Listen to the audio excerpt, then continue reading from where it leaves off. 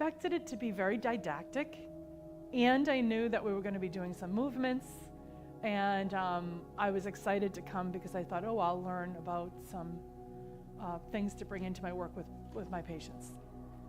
What happened was that I ended up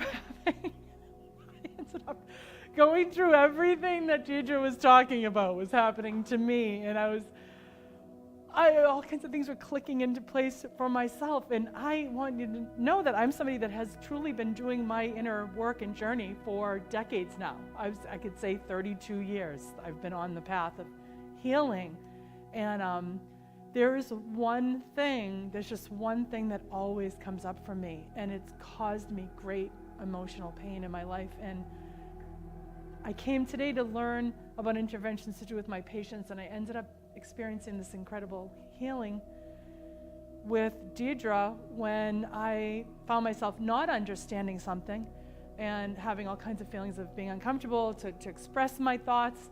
And Deirdre's presence with me, she sat down in the middle of this giant classroom, and she brought me through the practice she was teaching us, us practitioners.